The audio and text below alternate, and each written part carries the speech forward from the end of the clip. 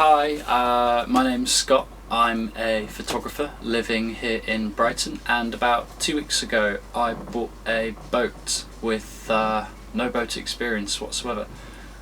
This is a yacht. I'll give you a tour of everything that's going on. Hopefully within the next 6 to 8 months I'll have something to show for it. I decided to pick up the boat because there was a few reasons. I would like to have ownership of something. I got tired of paying rent and not really having anything to show for it, and given that I'm a photographer and my income can fluctuate, getting a mortgage would have been pretty difficult. So for the sake of simplicity I was like, okay, I'll pick up an alternative lifestyle, and I looked at a motorhome for a while and I was like, I could probably do that,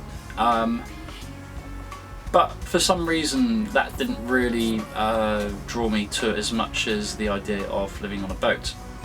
There's a few people that I've been following for several months. That will be the SV Delos crew and SV liveaboard, and yeah, that was a lot more appealing. I'm not gonna lie, this is gonna be nothing like that. They've got lovely boats, they tour all across the world, and I'm in a 26-foot yacht in the middle of November in the UK where it's raining and it's cold, and it's a different experience. You'll be sort of following me from having no practical boat experience to hopefully being somewhat competent at being on the water. But in the meantime, this will be sort of a follow through of getting everything working. I'll give you the tour. There's things that work, things that don't work, lots of things that don't work, and yeah, it's sort of more of an introduction as I sort of make all the mistakes, and hopefully if anyone else is interested in picking up a lifestyle that is slightly different, then yeah, they may not make the same mistakes that I probably will make. So in the meantime I will give you a tour of my yacht. It's small. It's like a New York studio apartment with bulimia, so it is pretty tiny, and you'll have to excuse some of the mess because I'm still trying to find a home for everything at the moment. So in the meantime, here's a little tour, and over the next couple of weeks and months I'll be doing some more uploads of things that are getting done, and ideally how-tos. Enjoy. So looking outside you can see that it's not in a bad condition. The paint on the deck needs to be power blasted off and redone over. All the little port lights and holes and things like that they could do with a resealing. The teak can probably be taken back down and polished back up quite nice. The main hatch above the v-bearth, the ceiling's gone on that. It's letting some moisture in. It's not ideal, but hopefully they shouldn't be too difficult to do. We've got the little bad ceiling job just done there, and we've got the privacy cover for the head. Not ideal, but it's something. Looking inside, that is my main working area. Trying to get everything in right now, it's pretty difficult.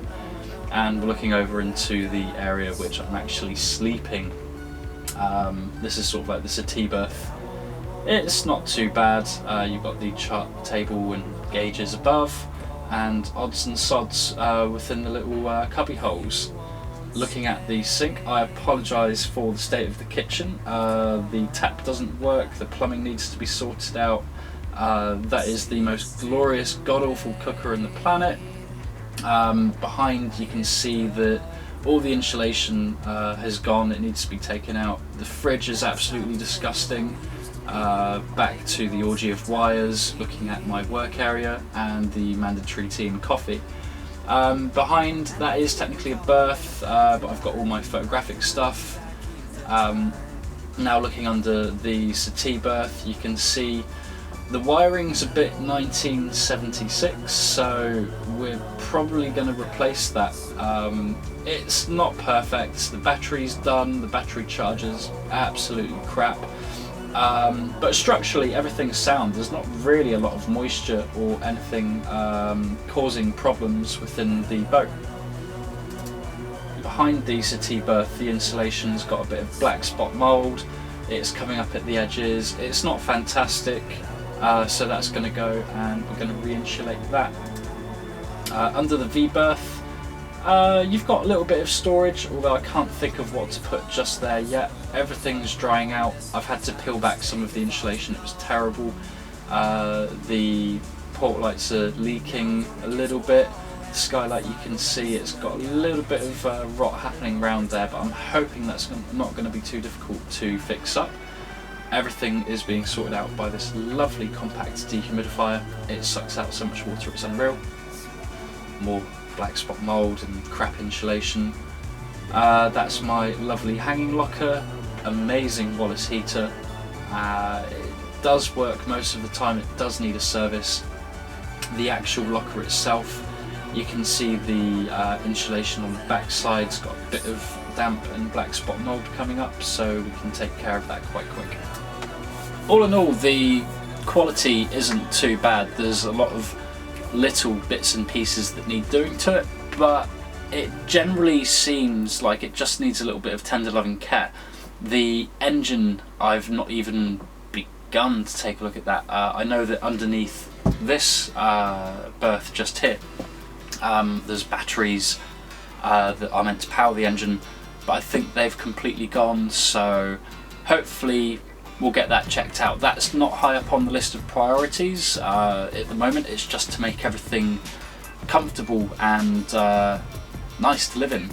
The engine is right behind me. It's a Yanmar twin cylinder diesel. I've got all the paperwork somewhere for it, so I should probably read into that. Of bits and pieces, I probably should have had a survey done on the boat, but the person that I bought it off I've known for a long time, and they said that the boat hasn't really moved in the last 3.5 years, so the silly side of me gone, yeah, what's the worst that could happen if it's parked up doing nothing? I know underneath it needs a damn good power wash, but the marina at the moment that I'm sort of parked in, they offer 8 weeks free storage, so I can, you know, take it up and power wash and repaint the bottom as and when that happens. But that is going to be something for a happier, sunnier day. V-berth is probably the funniest part. It's great if you're under 5'10" and want to sleep there. I'm 6 foot, so that isn't really probably going to be a space for me. I'm quite happy on the settee berth of all things. The kitchen is going to be completely redone, most likely. New cooker for sure, new fridge also. I'm going to switch over to gas rather than using the electric hob. But yeah, hopefully in the next couple of months you'll be following everything that goes on. I'm happy to hear other experienced liveaboards tell me that I'm stupid for buying a boat without getting a survey, but I've got a fat stack of paperwork that comes with the boat, so I know what's been done and I know that it has been looked after by all the owners. It's just the previous liveaboard kind of just existed in the boat, and I'm wanting to convert it back into something a bit nicer. Whether I have it for a year or whether I have it for 2 years, who knows? I mean, ultimately, I'd like to get something larger. When I do learn how to sail, I would like to hopefully do transatlantic, take a couple of friends with me, and yeah, not necessarily a party boat, but not that far off a party boat. It'll be good friends sharing good experiences and good times. Issue that I have with this yacht is I probably should have gone for something larger, but it was available to me at the time and I thought I'd take the offer up, as as is, and for the moment I'm happy. There's lots that needs to be done, but we'll see how it goes. Thanks, and I'll catch you guys soon.